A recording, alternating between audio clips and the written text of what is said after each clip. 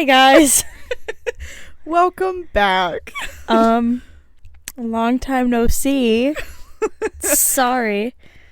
You know, things happen, but Things didn't happen. Well, they did. They did. A lot of things happened. Also, a lot of things didn't happen. but here we are, and I am your metal auntie Maddie, And it's me, your metal auntie Leona. and together we are Your metal aunties. who obviously still don't have their shit together. We're also very tired because by the time we finally got this shit to work, because for some reason our system decided it was going to just go night-night. By the time we got it to work, it's now what, 10:30? Yep. We're very EP. Very CPEP. We're ready for nights, but we're gonna stick it through. We're gonna finally finish out the history. God, there's so much to unpack. So much to unpack, but really, like, not. Yeah, At the same time. It's so complicated and complex that it's a wild ride. But it's all stupid. Oh, so fucking stupid. But before we get into that, Jesus, we had a busy week. We did a lot of shit together and separately this week. yeah. Together we did, what was it called? Oh, the heavy metal cage match. Detroit versus Cleveland. That was at the Sanctuary last Saturday. Yeah. Going into it, I kind of thought that maybe it would be, a cage match between the bands. But really, I think if anyone was getting their ass beat, it was, Us. everyone that went. So this show, it was, Cleveland versus Detroit. So it was a lot of local bands from that area. We had, Midwinter, Dead Cassette, and Dreamwalker out of Cleveland. And then we had our boys Vexatious. And then Engrave out of Detroit.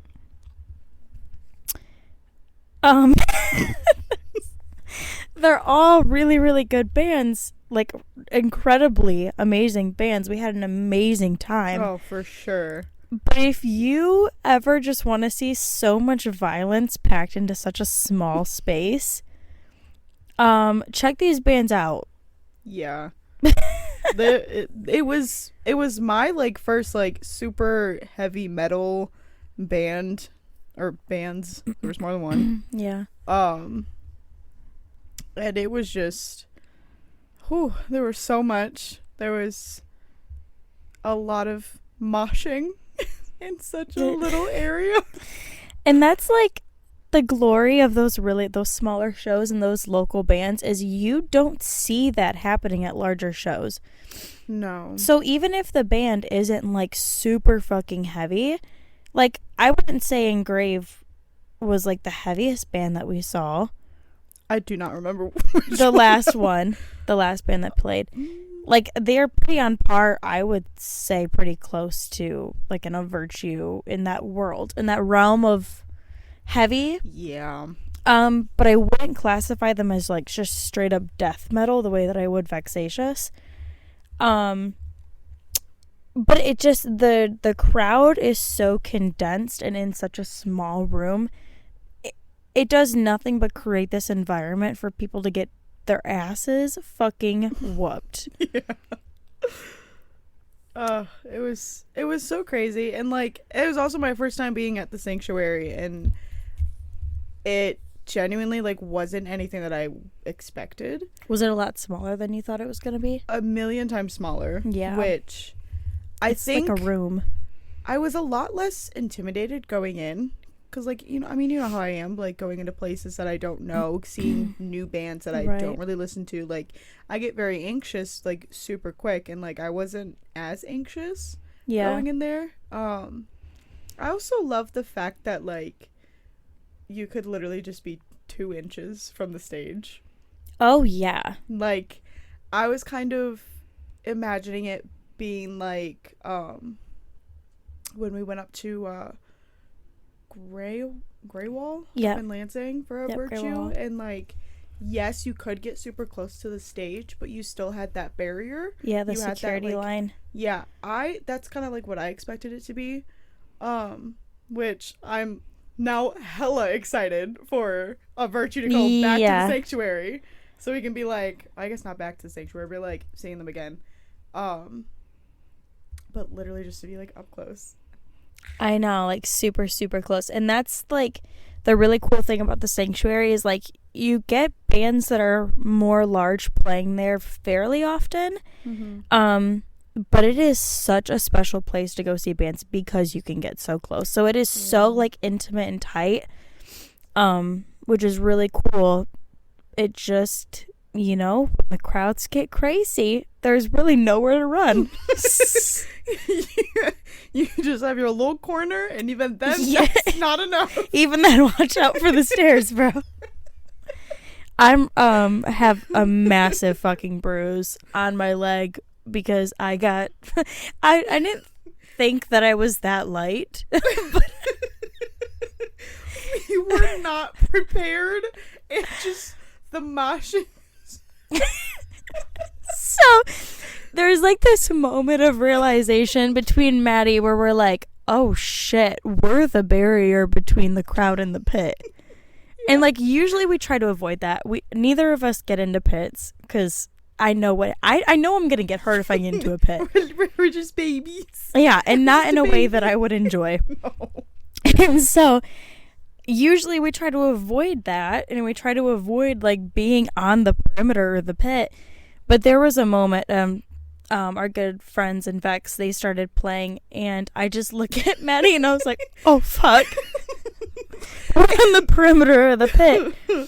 And so I'm paying attention, I'm jamming out to the band, and like 2 seconds into their very first song, this large man, and I don't mean that in a bad way, Mr. Large Man, fucking barrels into me. I don't know if he got knocked on his ass or what. Barrels into me, and I fall back and land on the corner of the steps going up to the stage. Like, it's not funny, but it was so funny. It was so funny because if I got to watch that shit in slow-mo, I keep having it get replayed in my head of me just tumbling on the stairs, and I'm just, oh shit, are you okay? And like my mama didn't raise no bitch. I know the environment when I go into these kinds of shows, so like I jump up, I'm back on my feet, I'm like, we're good. we're good. And I like just start paying attention to the band again, but it's a real big bruise. Yeah, and bless whoever that man was, there was some guy who stopped. I don't know if it was the guy who ran into you or not. If it was that motherfucker owed it to us. But someone stopped and made sure that like both of us were okay. Fucking bless that man. But oh man. Oh, and it was like, so both of us going into this, Maddie was like, I don't know, I've never been anything like this heavy before. Not like joking around and saying that like she was scared, like, of this shit as a joke. And I'm like, oh no, you've got nothing to be scared of. We're gonna be safe. Our asses get rocked. We are completely safe here, Maddie. 2 seconds into their set, my ass is on the ground. Maddie's alone for herself. I'm like, I swear we're gonna be okay. Like, goddamn. Oh my god. Other than that, so mad. it was an amazing night. Oh my gosh. Also, I would like to apologize. Who was the one that was handing out all the CDs? Oh, the lead singer for Vex, Nathan. Hey Nathan, it's Maddie. I'm sober now. I'm sorry for scaring you. I heard you were just handing out free CDs. I got excited. She screamed.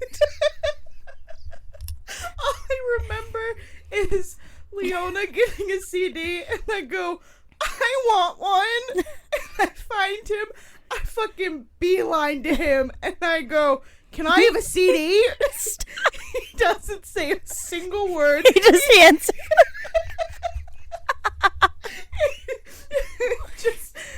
eyes widen and he just hands me the CD and I go, thanks.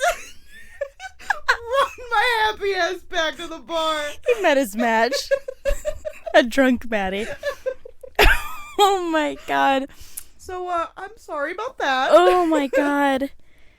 Well, other than that super eventful night, you had another eventful night just 2 days ago. Yup. Oh god.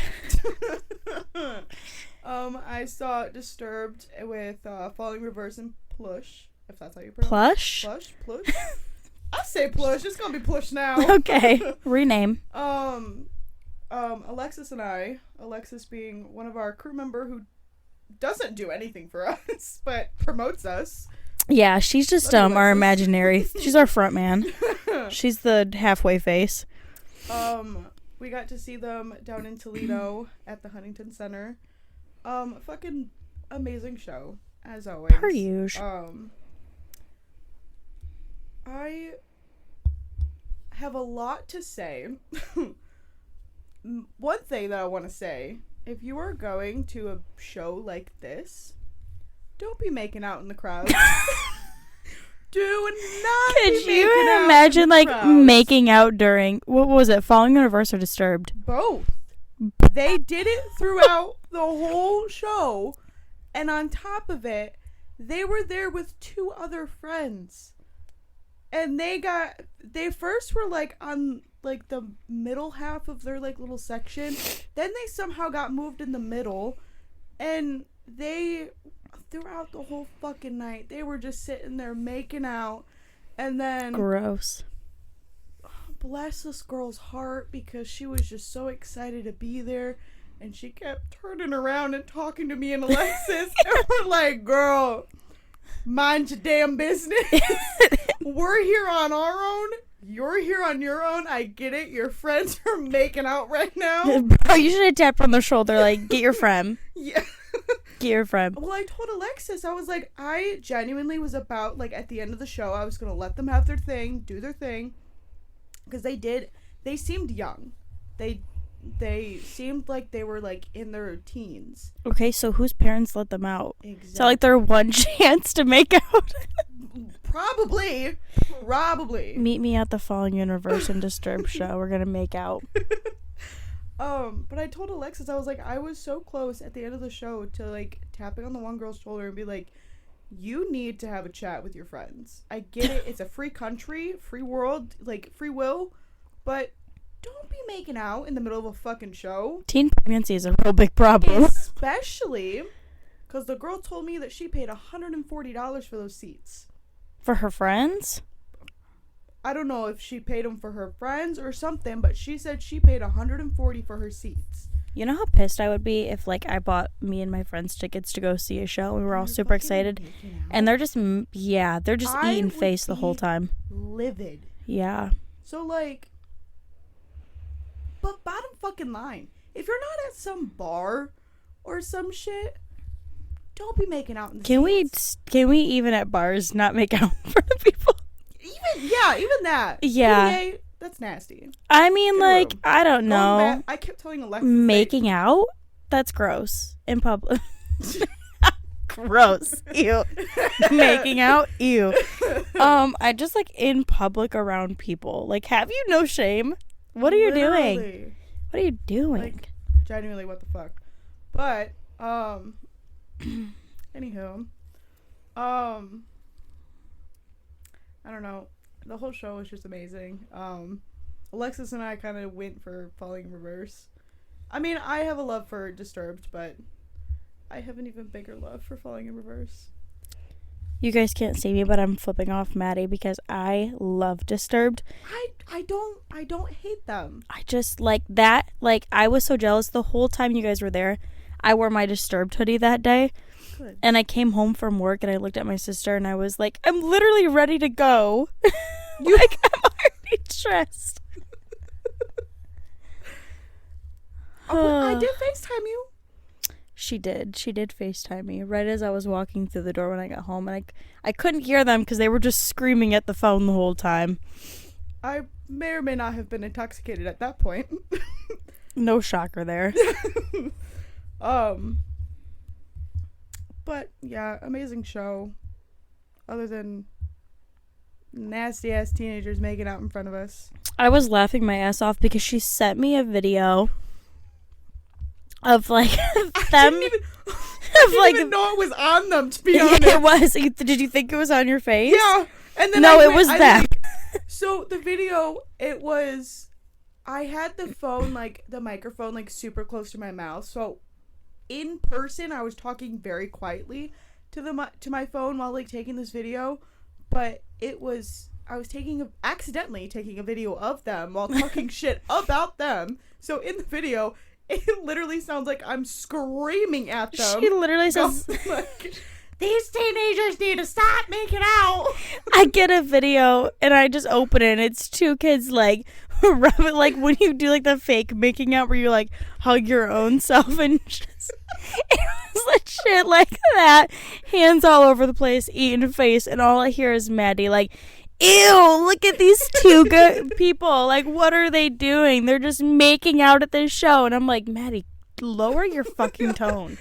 Then there's, and towards the end of the video, there's the realization of, oh shit, it's been on them this whole time.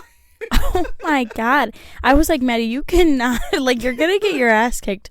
The But one honestly, time that I let you two out of the house by yourselves. Leona, if you're making out in public, I feel like I have some right to at least record Well, you. it is public, right? Exactly. Exactly. So, sorry, not sorry. Stop making out in public. Literally. Like, get a fucking room. That's not all I asked for, but just get a fucking room at least. Go out in the hallway. Yeah, in the parking lot. Take it outside. Take it outside. I hate this. I mean, I could drag it on more. I got more shit to talk about. No, we have to get into it. No, we don't. Well, I wanna do my girls because they just have a single. Period. Drop it. My girls, The Warning, just put out a new single. It's called Sick. Go listen to it because it's sick. I really hope they put out an album because this is their second single within the year. They have to, right? They, well, technically no, but they should. Yeah. They really, really should. But yeah, that's all of our updates for the week. And now we have to get into it. Guys, I'm gonna be honest with you. Had so much love and respect for Black Sabbath before we did research. And now I wish that we just never would have done research because I might just possibly hate this band at this point. Oh, yeah, no. Just, they needed to get a grip. They needed to get their shit together. I don't want to say I don't understand, because obviously we don't have a band. But also, if you have a band with your friends, get your fucking shit together. Right. And so, okay, so we're going to dive into a couple things with this part 2 of Black Sabbath. One of the biggest things that we tried doing our research on was the members, which we thought was going to be a really quick thing to nail down. We still don't have everybody, and we've been researching this for like 2 weeks now. Who the members are, what years they were active, what did they do. So we have like a pretty big list of members, and it's not everybody. It doesn't include everyone that did session fills and things like that. This is just like primarily recording and touring artists. I don't even know. So like if you guys aren't following when we dive into this, just understand neither are we. Neither are we. And so we tried our best to kind of keep this as together as we possibly could. Just know that this is the worst band in history. Yeah. Literal no words.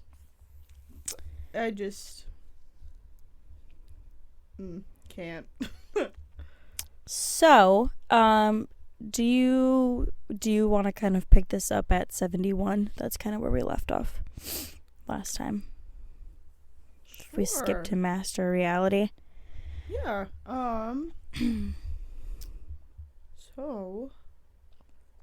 Oh, this is when. Okay, so Ozzy's still in here. Yeah, this is his last. No. This is not his last album with the band. He had a couple more. He had a few more, but arguably I would say this is the last, like, great album that he released with the band. Yeah. No, yeah, it is. He was... Girl, I don't even know. Yeah, so the Master of Reality era kind of goes between 71 and 73. They did 2 different tours for it. They were kind of on this roll of, like, they would release an album, it did so good, so they would hurry back into the studio to get another album out. Yeah. Which worked. I mean, their 3 best albums are their first 3, and they were all right after one another. So it worked out well for them. They were legit released this album 6 months after they released Paranoid. So, and Paranoid, they took 4 months before they went back into the studio after their self-titled. Yeah. Yeah, so they were pretty much like back to back in the studio. All 3 of these albums kind of have the same consensus of drug-filled music. And that's not a bad thing. That's just kind of the sound and what they did. Well, it was also, like, just, like, the era that the world was in. Like, it was... Yeah, it was just... Everything was just drugs. Yeah. So, like, they were living life and doing drugs and attempting to make... I mean, they succeeded, but not in a fun way. To make a band. But it wasn't until after Master of Reality was when they, like, finally took a break. But, like, when I was doing research, they had 107 shows. That was lot. Like, scheduled. Yeah, for, like, this time era, I feel like that was a lot. But that was also between the U.S. and, like, other countries. So it wasn't just, like, specifically, like... Well, it's still a lot because this is, like, the time where bands would actually tour, like, on a bus. Mm-hmm. You know what I mean? They weren't flying from show to show. They were driving. Yeah. So, like, that's crazy to think that they traveled that much. I mean, clearly that they didn't travel to other countries on a bus, but... No, literally. And on top of it, that... I mean, even for, like, the other 2 albums, like, they would... Did they had tours for them? Yeah. Yeah. They, like, went on tour, and then they would come back and immediately start on a new album. Like, so it was no breaks. Yeah. I don't know, me personally, someone who's not on drugs, after one show of that damn tour, I'd be like, all right, let's pack this shit up. I'm ready to go home. Yeah, let's take a weekend off. Let's resume this maybe next weekend. Yeah. But I guess when that's your life and that's what you consume yourself with, like, that's all that you're doing. So it worked for them, and I don't know, they did a lot of their best work in that era. Which, honestly, I feel like if you were on drugs, you would pop out some pretty dope albums. Yeah, dope albums, emphasis on the dope. Exactly. Pun intended. So they did 2 more albums. When you listed this, did you list this by tour name or album name? Question. I believe it's by album. Yeah. So they did Sabbath Bloody Sabbath and then Technical Ecstasy. So those are they They did Sabbath Bloody Sabbath from 73 to 74, the Sabotage Tour from 75 to 76, Technical Ecstasy was 76 to 77, and then Never Say Die in 78. That is literally 5 years of nonstop. Mm-hmm. And I think they had, like,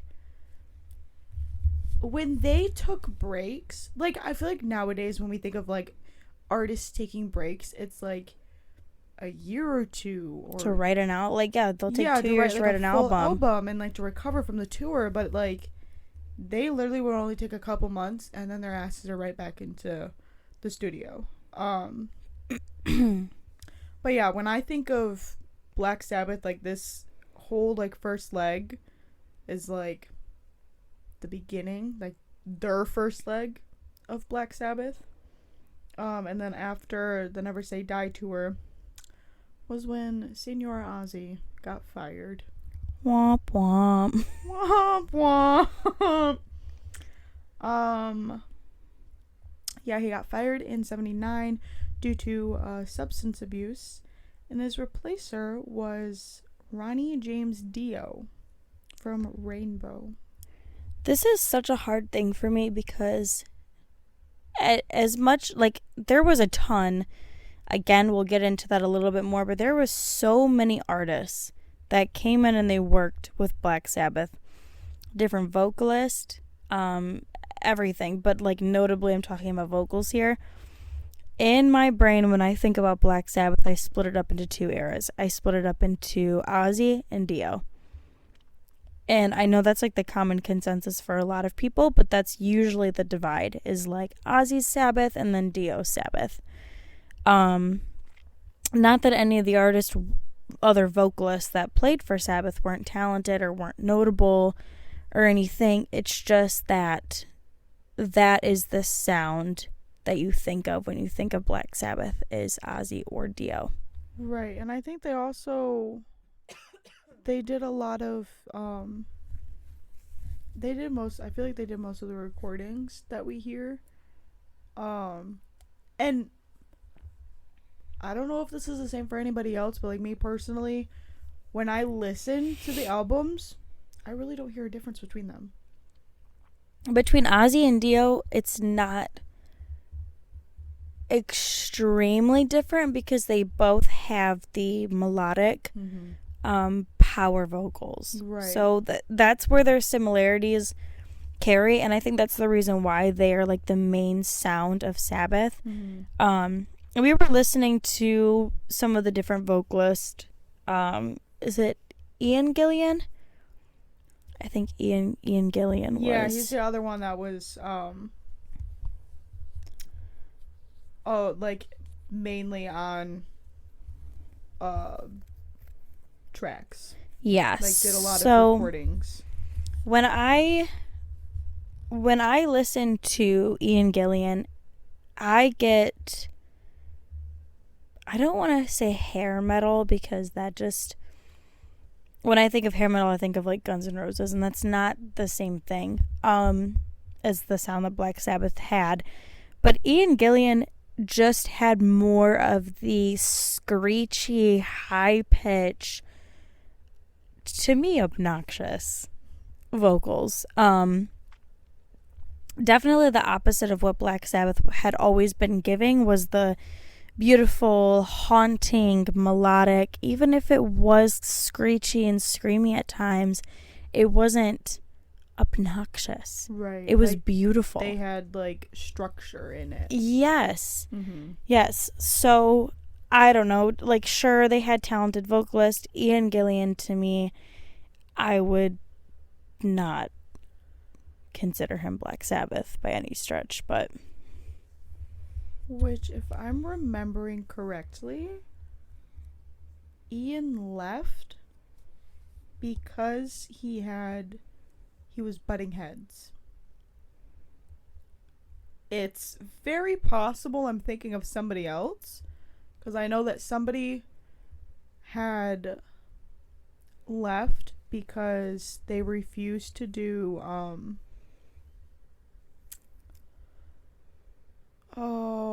Was it the old recordings? Yeah, it was like something along those lines of like they refused to do the recordings of Dio's. They like refused to do Dio's tracks or something along those lines. But like there was somebody that just kept butting heads, and my gut is telling me that it's Ian. Yeah, it very well could be. Well, it's funny because we were joking about this last time we did research. He drunkenly agreed to join the band. Yep.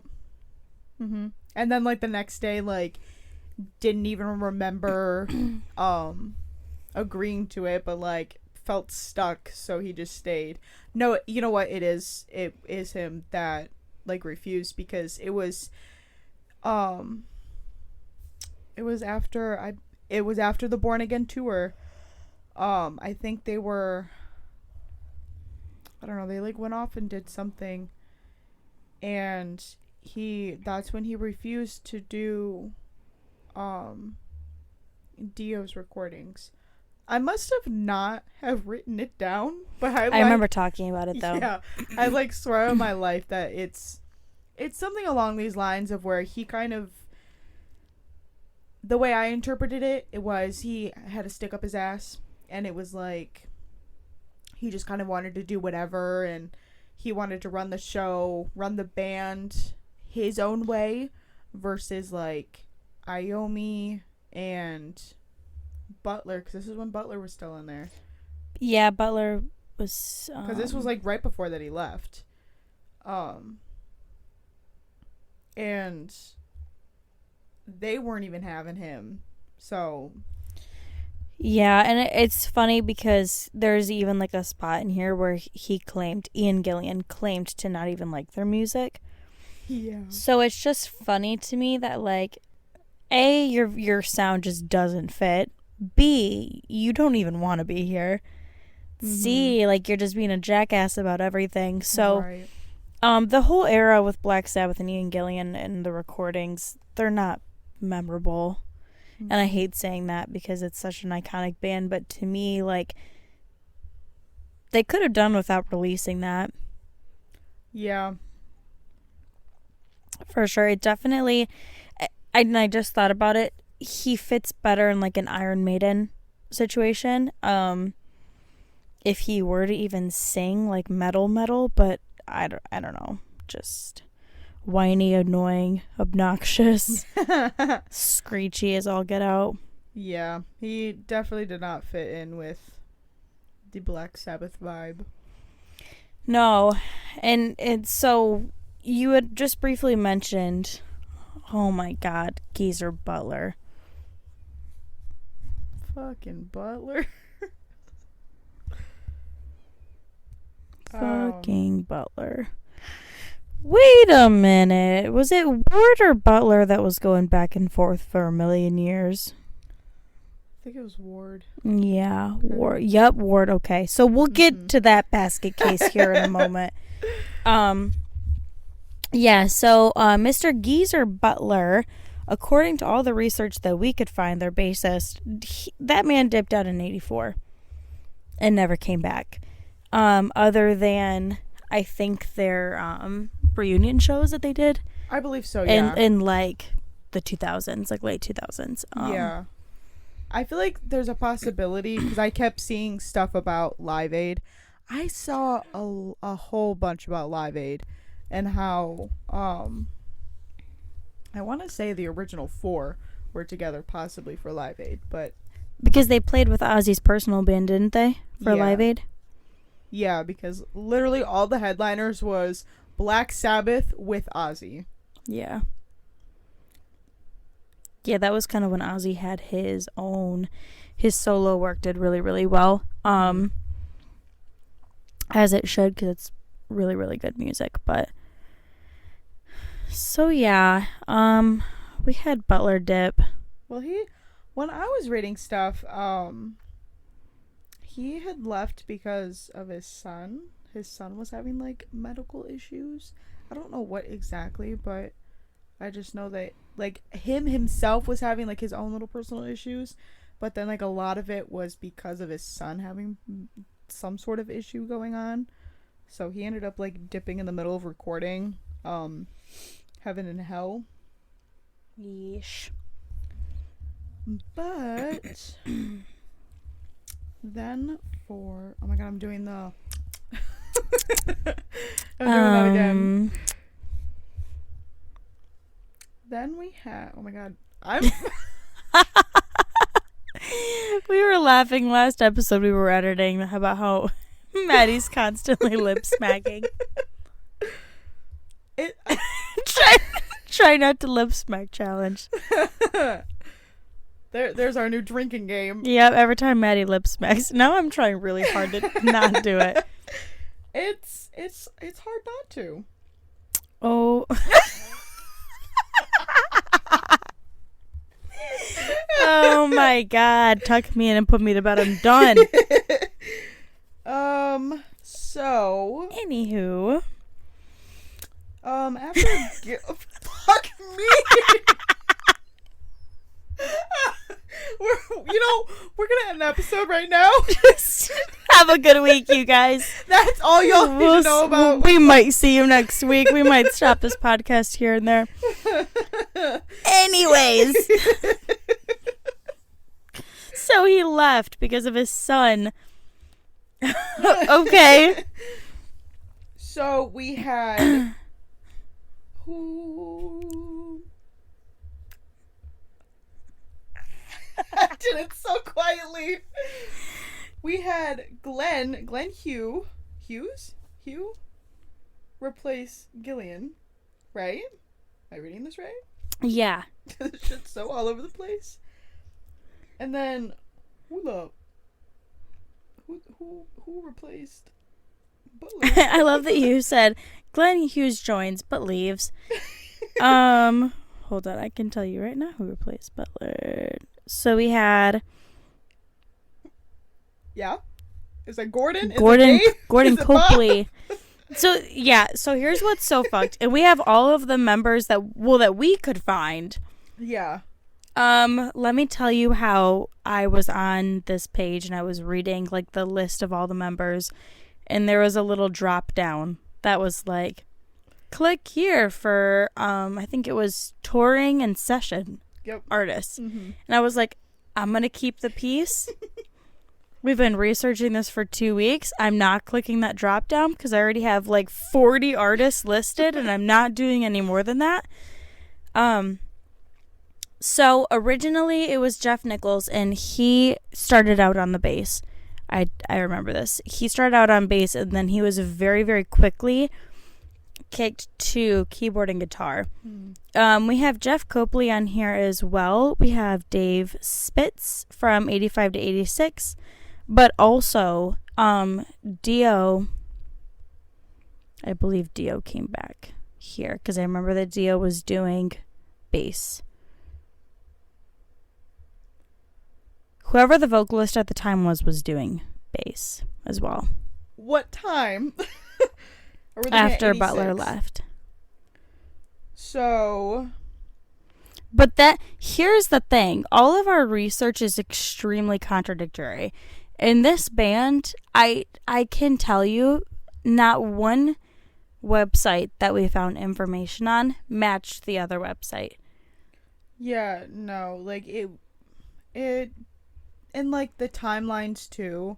That's like one of the most confusing thing is the band members that came and left and the timeline that they were a part of the band. Yeah. And especially because like a lot of these band members that kept joining, they were only there for like a month, 2 months. They were there for a recording session, but they never went on tour. And so they had to have somebody else replace them for the tour. And then so-and-so left after the tour to go join this band. And the timeline barely makes sense. The people, we keep finding out new ones. Yeah. Every time we open a new website. And like, honest to God, none of it is all that memorable. Like, all of these years that were going on about these people that joined and these people that left and the things that they released during that time, none of the people are that memorable.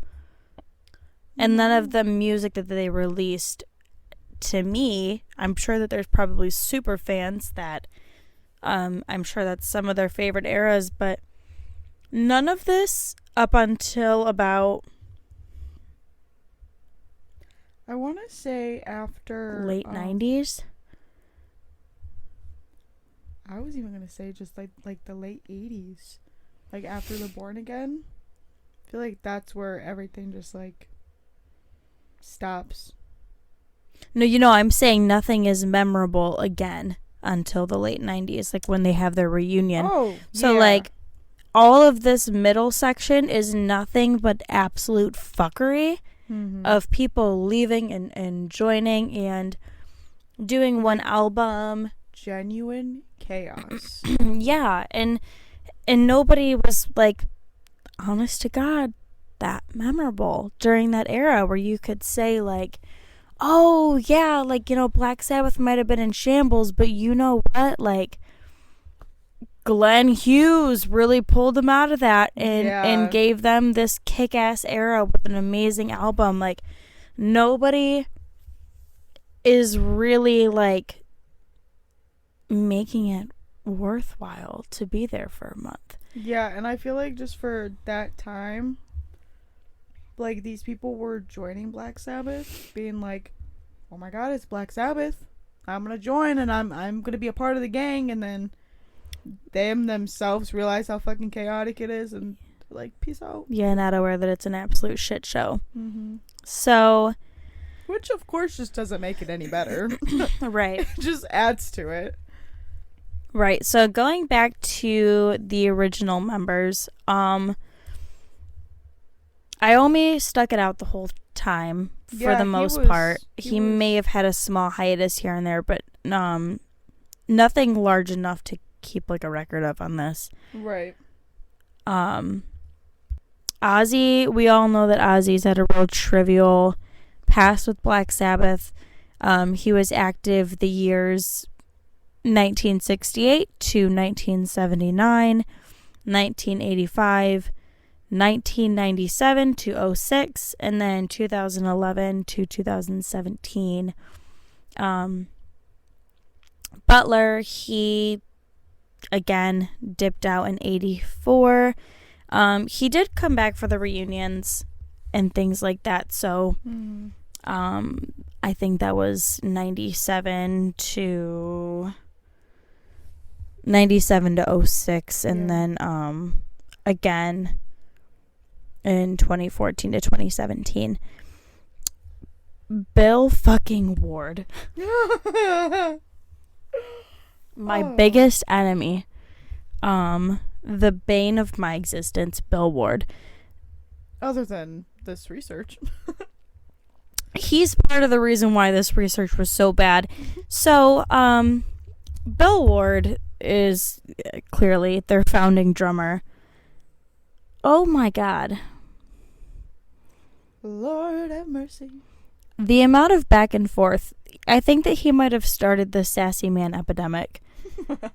Because he was constantly recording, like leaving the band, coming back as an official member, coming back as like their main drummer. Right. Recording an album and being like, you know what, you guys? Fuck all of you. Peace out, bitch. I'm not going on tour for this album. I'm not doing shit for this album. I'm just recording it. And then he would dip out, and then 2 months later, he'd be like, hey, guys. Hey, bestie. I take it back. I'm sorry. And then he would do it again. So, I don't know. Fuck Bill Ward. If you're listening to this, you've made our lives hell for the past 2 weeks. Yeah, he, fuck him. Fuck Bill Ward. Literally, that's all we gotta say. And there was, like, very, very clear beef. So, I'm pretty sure that Ozzy's the only one that, like, came out and publicly said, like, Bill, stop being a jackass, pretty much. Because Bill would go on the record, like, in social media and be a sassy boy for no reason. And so, like, clearly this band has issues working with each other. Mm-hmm. Obvious from what? Obvious from 79. Yeah, 79 onward. and on. Like, the moment that Ozzy left was when, like... Honestly, no. I don't even want to say Ozzy. The moment that Dio left Was when shit really hit the fan. Yeah. So I feel like Dio kind of held it out for a hot second. And then when he dipped and when Butler dipped was when shit kind of hit the fan. Yeah. So this whole thing's just kind of a nightmare altogether. Bill Ward, like I said, he would come back to the band as an official member, record an album, and then dip out before they even did the tour for it. He didn't even... He said he would come back. They did an official announcement for their very last reunion, that 2014 to 2017 tour. And even then, he dipped out. Mm-hmm. Last minute. So he's just been this like really shifty member of Black Sabbath really ever since. What was his last year active? 1980. And even then in between, I'm pretty sure there was a few hiatuses. So I don't know. I mean, really the only one that has stayed consistent is Iommi. Our boy Iommi. We love you. We do. Thank you You're for being such a strong boy. His back must hurt from carrying the weight of Black Sabbath. Yeah. Oh man.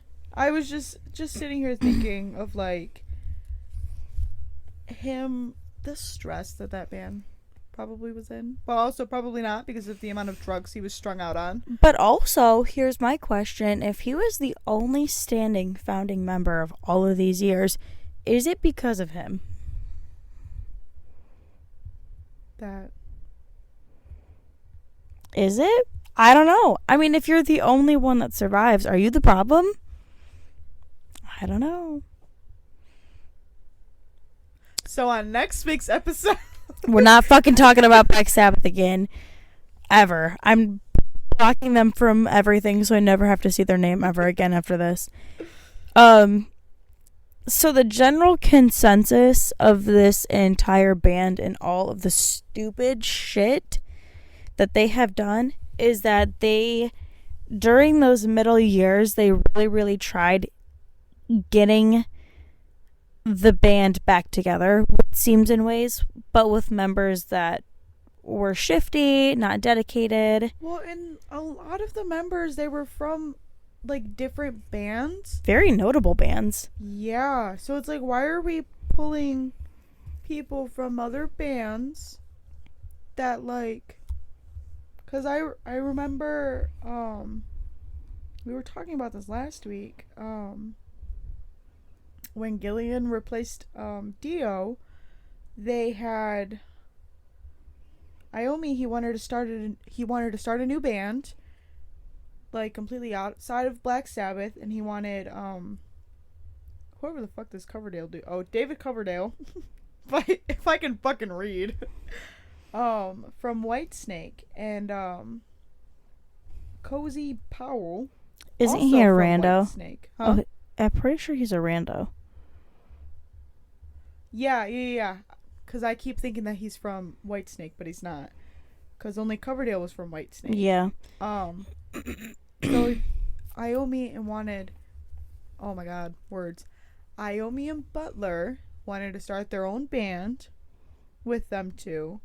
But Whitesnake was on the verge of breaking up, but also not. Like, they were sitting there teeter-tottering, and then Coverdale and Powell finally just decided to go to Whitesnake. Maybe it is fucking Iommi. Maybe he was just like this... I'm starting to think it is. Strung out, drug addict, control freak, who just like...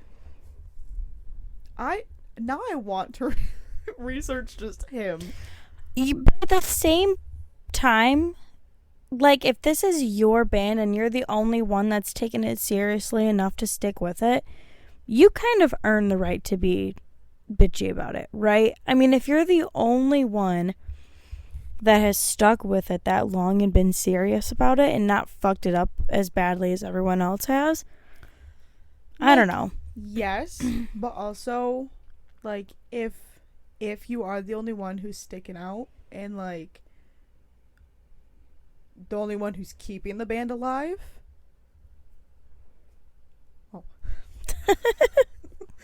And you keep gaining members and losing members within a year, take a step back, baby. Yeah, take maybe a step back kind and of look. see what's going on. Figure the problem out. Get a solution. Yeah. You know, like yes, he was the one to, like, be the backbone of this, but at the same time, the backbone probably wasn't as strong as we think it is. No, and there's so much stuff that happens behind the scenes. So I can't imagine if there was this much happening to the general public's face, like the shit that was going down behind the scenes. Right. And also, the thing that we also probably didn't get to research, their managers. I know at one point they've at least switched managers at least once. So I couldn't even tell you how many times they've switched managers. And if they have shitty managers, probably isn't even on Wyoming for half the time. Like, it's probably on the manager who's being the shitty one. Yeah. And the band members are like, I'm not gonna fucking deal with this. Peace out, bitch. Like, you know. Yeah, that's a really good point. I think that if we were to ever do research of a band again, we're picking a band that's been together for 5 years, okay? And, like, have consistent band members. Yeah. Like, OGs 4 solid bands. To end. Yeah, that's all we're looking for from here on out. Yep. Because it would be cool to research more of, like, the business industry aspect of this as well. Mm-hmm. Black Sabbath, you do not get the opportunity to do that. This would have to be like a 4-parter with clear information. Baby girl, I'm thinking of more 6. Yeah. 6-parter. And nobody wants to get dragged through that. This was an absolute nightmare for us to research. Even part 2 was dragging it on too long. Yeah, beating a dead pulp horse. So that's Black Sabbath. They've teased reunion tours. They've teased, Ozzy has teased shows on his own. He's actually been booked for a few festivals and then had to cancel just due to his health. People 2025? That man is done. I'm telling you, I don't know how he's still alive. I'm so envious because I have family that went to one of their last shows in Detroit in like 2017. Damn, that must have been so good. Black Sabbath. Like, I would say the OG band, so it was everyone minus Ward. But I just can't even imagine seeing such a mammoth of the I almost said black metal.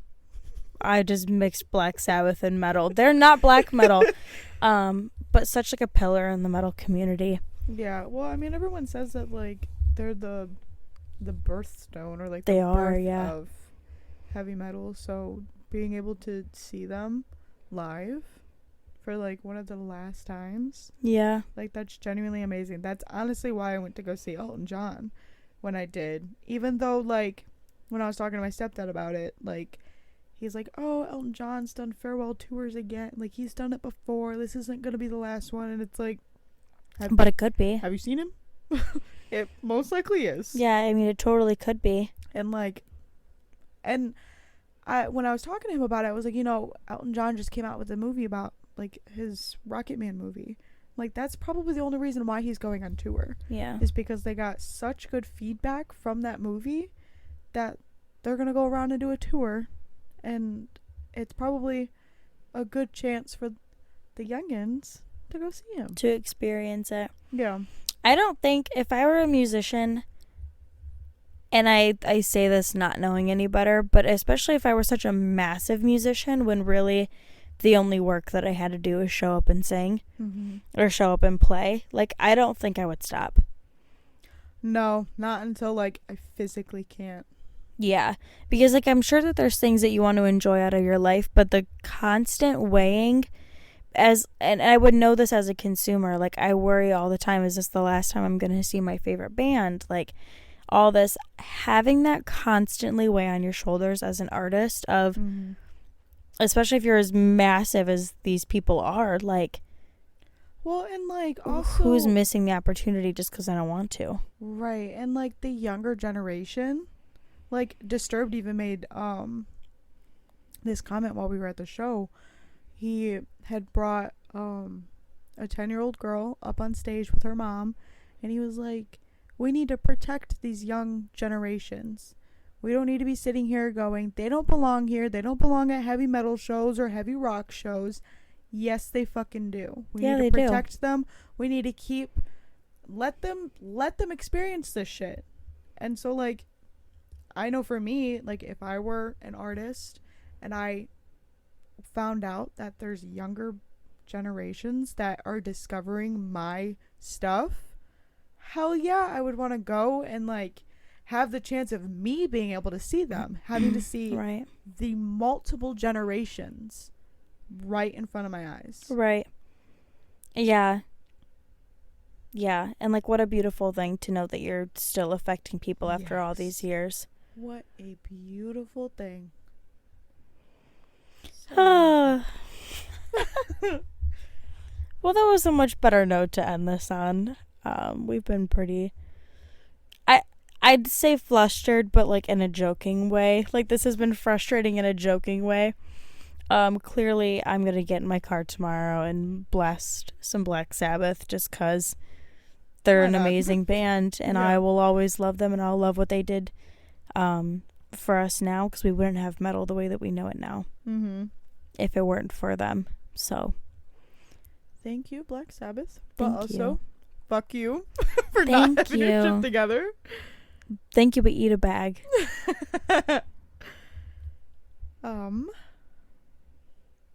How do you want to end this? We'll see you guys next week. Do we know what we have planned? No. We'll figure it out. Yep. Definitely not another history of the bands. Hell nah. But as always, rock on, babies. Have a wonderful weekend. It's Thursday. Mm-hmm. Oh my god. I'm so done with the week. Hope you have enjoyed this. Hope the sound is fucking better. Yeah. Oh yeah. So last week, if you made it this far in the podcast, and if you listened to last week at all, we tried a new editing technique. We know it's messed up. It worked at first, but then the program went, fuck you. Even though you spent a good hour sitting here, fuck you. I'm gonna fuck up your audio while we're actively downloading it. So we're just gonna keep doing what we've done since day one and run the shit as is. Yeah. And not fuck with it until we know what we're actually doing. Yeah, it was one of those things where we were like, yeah, awesome, the episode is posted. It was so late at night. And then I go to play it on Spotify, and I'm like, what the fuck is that? And I'm like, you know what? It's 12:30 at night. We're going to leave it. Just going to let it go. Yep. So this is the last time we're going to acknowledge it. It doesn't exist. Nope, never happened. Nope. You're crazy. You're hearing things. I have no idea what y'all are talking about. So yeah, hope the audio is better. Hope you liked the very chaotic history of Black Sabbath that we did. Extremely. And as always, follow us on Instagram at Metal Anties Pod. Metal Anties Pod, yeah. I've seen too many words today. Metal Anties Podcast, and look us up on Facebook at Your Metal Anties. You can find us at Spotify, Apple Podcasts, and YouTube. We have not branched out to any more, but so far we're doing good as is. Yeah.